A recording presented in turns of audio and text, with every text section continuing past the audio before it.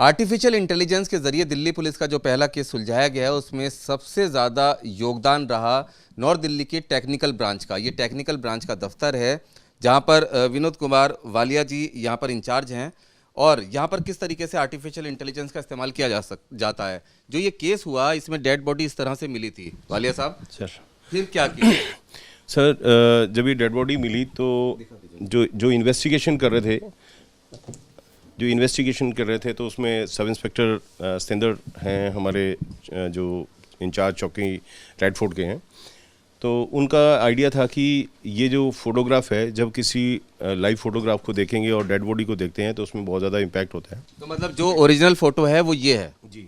उसके बाद इसमें क्या चेंजेस किए गए? तो चेंजेस के लिए जब हमारे पास आया तो हम एक्चुअली पोर्ट्रेट बनाते हैं। तो पोर्ट्रेट में बहुत सारे ऐसे केस है जिसमें हमें क्रिमिनल की फ़ोटो को रीजनरेट करते हैं। जो भी सस्पेक्ट होता है वेयर अबाउट उसके जो विक्टिम आता है वो फ़ोटो को मैनेज कराता है। कभी इसकी मूछें नहीं है, दाढ़ी नहीं है, समथिंग।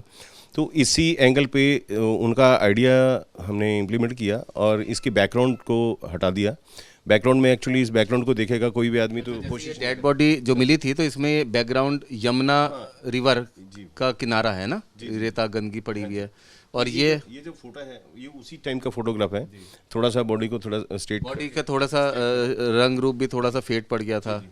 तो इसमें जो AI टूल हैं आपके पास उनमें ये सारी ऑप्शन होती है, कलर कैसा करना है, ये करना है। तो यहाँ पर ये थोड़ा सा आंखें खोल दी गई, इसमें बैकग्राउंड चेंज कर बिल्कुल इसकी आंखें ओपन करी। ओपन इन द सेंस की इससे मैच करती हुई आंखें इसमें लगाकर फिर इस इमेज को बैकग्राउंड 2-3 बैकग्राउंड में इसको एस्टेब्लिश किया और एस्टेब्लिश करने के बाद जो फोटो निकल के आई। सिर्फ एक यही बनाया गया और भी कुछ बैकग्राउंड? 2-3 इसकी बैकग्राउंड बनाई है। किस ऐप से? हाँ यस, ऐप तो हमारे पास मतलब जो आपका टूल्स हैं हमने उस तरीके से यूज़ किया। आपका और जैसे सपोज करो यहाँ पे रेलवे स्टेशन है या इस तरीके से कि कोई और भी किसी भी तरह की इमेज आप इसमें लगा सकते हैं। इसमें ऑप्शन है, बहुत सारी ऑप्शन है, आप जितने भी सोशल प्लेटफॉर्म। बेसिक है, इसके अलावा आर्टिफिशियल इंटेलिजेंस का इस्तेमाल और भी ज़्यादा कर रहे हैं आपके से? बिल्कुल सर, उनको सर्च करने में और उन तक पहुँचने के लिए जो भी संभव कोशिश है।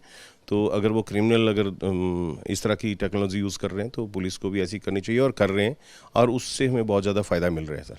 तो ये उसी का नतीजा है, उसको आइडेंटिफाई करने में हमें बड़ी सफलता मिली। साइबर फ्रॉड और आर्टिफिशियल इंटेलिजेंस के जरिए अपराध करने वालों से एक कदम आगे रहना है तो दिल्ली पुलिस को भी आर्टिफिशियल इंटेलिजेंस में अपनी दक्षता को हासिल करना होगा। जी बिल्कुल सर, हम कर रहे हैं और इसकी ज़रूरत भी है। और हत्या का आरोपी इसके बाद ये पहचान हो गई, पकड़ा गया? जी बिल्कुल, जब तक विक्टिम पहचान नहीं गया तब तक हत्या का आरोपी को ढूंढना मुश्किल था। हमें सबसे पहले ये बड़ा ज़रूरी था कि पहले जो विक्टिम है उसको ढूंढें और जब विक्टिम ढूंढ लिया तो उसके बाद उसके वेयर अबाउट जानने के बाद सारी चीज़ें खुल के निकल के आ गई और हमारी टीमों ने बहुत अच्छी तरीके से उसको हैंडल किया और उनको सलाखों के नीचे मिला। तो बिल्कुल आर्टिफिशियल इंटेलिजेंस के इस्तेमाल से जो डेड बॉडी मिली थी उसकी शिनाख्त कर ली गई, क्योंकि आर्टिफिशियल इंटेलिजेंस के टूल का इस्तेमाल करके फ़ोटो को इस तरह का बनाया गया ताकि जो उसको जानने वाले लोग हैं उसे आसानी से पहचान सकें। और जिसके बाद जो हत्या का आरोपी था वो सलाखों के पीछे पहुंच गया। रुमान उल्लाह खान, न्यूज़ नेशन, दिल्ली।